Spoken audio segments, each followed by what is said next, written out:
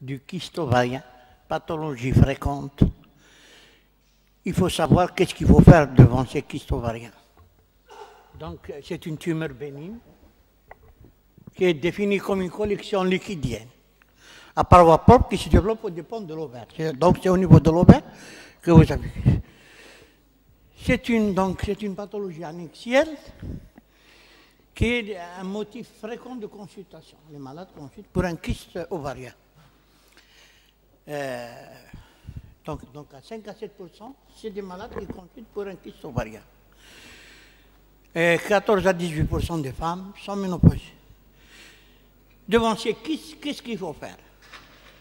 Il faut d'abord savoir si c'est un kyste organique ou fonctionnel. Secondo, s'assurer que c'est un kyste bénin ou malade, parce que la conduite diffère selon que. Donc les kystes fonctionnels, ils ont une prévalence de 20%, qu'on voit chez les femmes en période d'activité génitale, et 5% après la ménopause quand même. Ce sont les plus fréquents. Les kystes fonctionnels sont les plus fréquents et ils peuvent disparaître spontanément. Les kystes organiques, ils sont moins fréquents. Donc, seulement 5% de ces kystes organiques peuvent être le siège d'un cancer. Donc, ces kystes que l'on voit, même le cancer de l'ovaire peut revenir à l'aspect d'un kyste. Donc, il faut savoir qu'est-ce qu'il faut faire. Prochain. Donc, nous avons des follicules primordiaux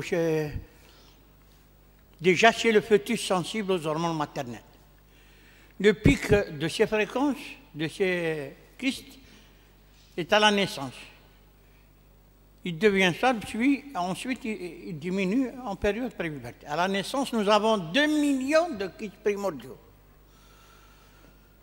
Donc, le kyste se développe sur un follicule.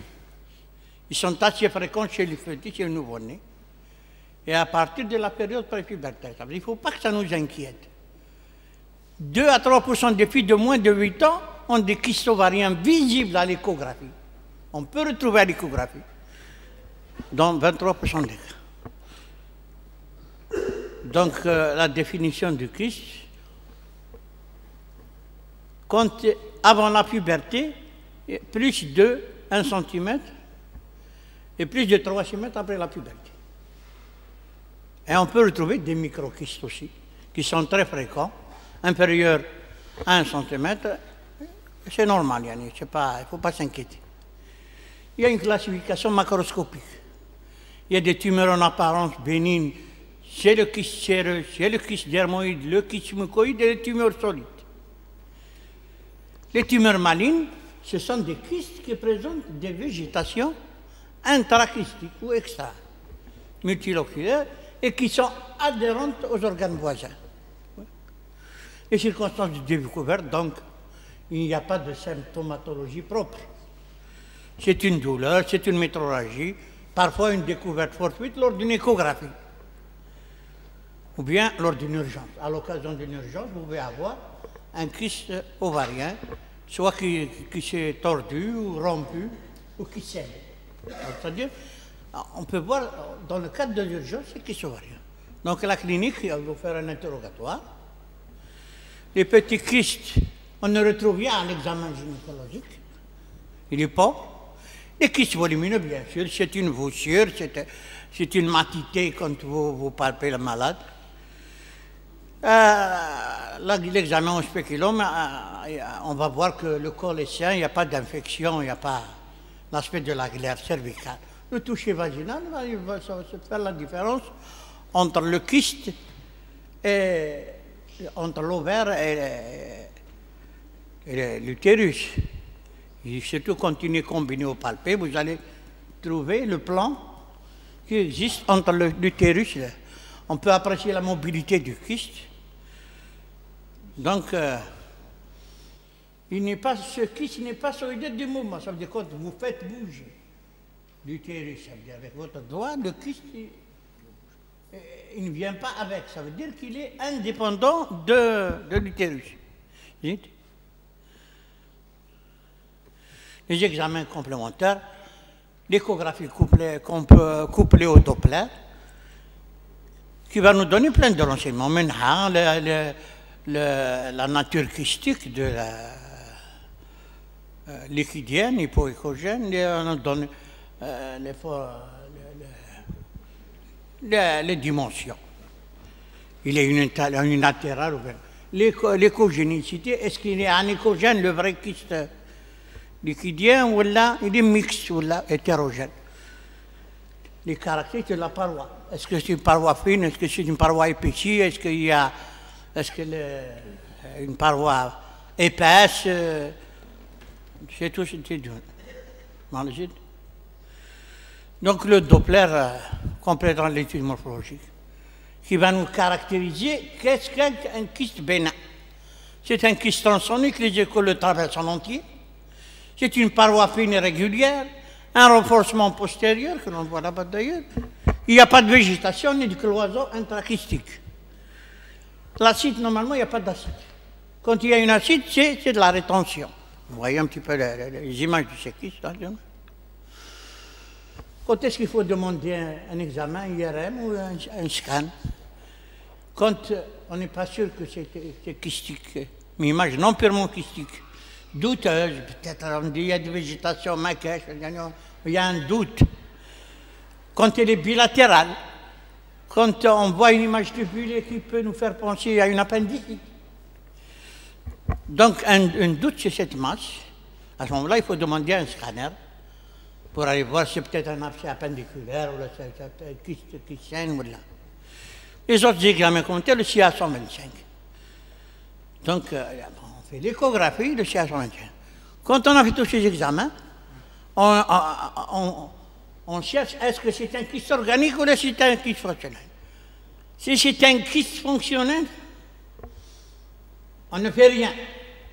On laisse 6 à 7 mois après, on refait l'échographie, ou bien il a diminué parce qu'ils peuvent disparaître spontanément, ou alors il n'a pas disparu. À ce moment-là, on dira c'est un kyste organique, ce n'est pas un kyste fonctionnel. Il va opérer un kyste organique pour rien. Donc le diagnostic histologique, c'est des kystes séreux ou mucineux.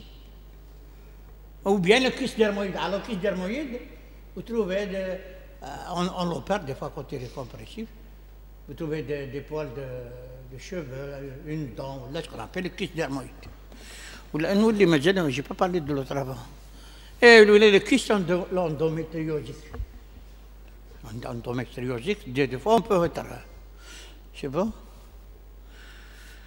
Donc, le diagnostic différentiel, avec tout ce qui fait penser à une autre image. Le kyste vestigial, le reliquat du canal de Volpe, l'hydrosalpinque, la grossesse extra-utérine, un myome sous-séreux, un faux kyste péritonéal, ça veut dire une image construite par les adhérences, ou bien un kyste du para-ovarien. Oui. La prise en charge, elle est chirurgicale, c'est la stériochirurgie. On peut faire une kystectomie à minima. Donc, il faut enlever le kyste, il y a un plan de clivage entre le kyste et la paroi de l'ovaire. C'est ce qu'il faut respecter. Ça veut dire qu'on enlève le kyste, on laisse la paroi ovarienne. C'est la kystectomie à minima. Chez la femme, quand cette femme a déjà un enfant ou l'a âgé, on lui fait carrément une annexectomie. On ne va pas enlever, on enlève carrément l'annexectomie. Et il faut faire un examen extempéroné au moindre doute. Oui, voilà. Voilà. Un petit peu les images qu'on fait. Là, on a vidé le kyste, on l'a vidé, voilà, vous avez sa paroi. On a enlevé la paroi du kyste, ça c'est la paroi ovarienne, le côté ovarien. Voilà, c'est un kyste tordu, une torsion du kyste. Vous voyez un tour de spire. Donc on va faire peut-être, on va détordre et faire une kystectomie partielle. Les indications. Donc les indications devant un kyste non compliqué chez une adolescente, il faut rassurer les parents et refaire l'échographie 15 jours après, 90% de ces kystes disparaissent. Vous n'avez pas à les opérer. Il faut opérer la petite fille si le kyste persiste pendant plus de 6 mois, ou bien une taille initiale qui est importante et intolérable. Ça veut dire que ça donne des douleurs, ça donne à ce moment-là, il faut opérer.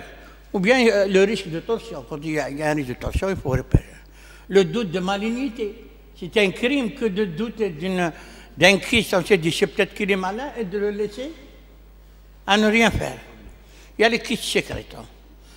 Le traitement hormonal, on ne donne plus de traitement hormonal. Les ponctions évacuatives, c'est Covid, quand on est sûr que c'est bénin, mais c'est gros, ça comprime. Il y a des gens qui font les ponctions de kyste. Ils le font une échographie endovaginale. Ils vont vider le kyste sous écho endovaginal. Chez la femme ménopausée, quand c'est important et que votre CA25 est tombé, donc il faut faire le geste carrément, oui. Donc l'évolution, quand c'était le cancer, il s'élève pour être d'évolution rapide. La torsion, l'hémorragie, la rupture, il réalise un tableau d'abdomen aigu. Donc, vous allez avoir des douleurs, une défense, un petit peu tout ça. Voilà. Les compressions d'organes pelviens. Les signes digestifs et urinaires, vous pouvez, parce que ça comprime, vous pouvez avoir une pollakiurie. Voilà. Les complications obstétricales, l'absence du prévia, c'est-à-dire qu'il n'y a pas de placenta prévia, donc vous êtes sûr un petit peu que c'est le kyste qui saigne. Les infections ovariennes, vous pouvez avoir un abcès ovarien. Oui. En conclusion, donc c'est une pathologie fréquente. Il faut faire un examen complet primordial. L'échographie reste l'examen clé. Les kystes fonctionnels, on les surveille. Les kystes organiques, on les opère sous cellio. Pensez à la fertilité, ça veut dire on discute à la femme si elle est en âge de procréer, on est conservateur. Sinon, on enlève l'annexe carrément, c'est content. Et il faut rester la hantise du cancer de l'ovaire. La hantise du cancer de l'ovaire, c'est tout quand on va sous cellio. Au moindre doute, si en faisant la cellio, lors de l'exploration, on voit des signes en faveur d'un néo, il faut convertir. Quand quelqu'un sait opérer, il convertit, il opère. Sinon, il ferme et il adresse sa malade à un chirurgien spécialiste. C'est tout ce que je voulais vous dire. Voilà. C'est bon. Ouais.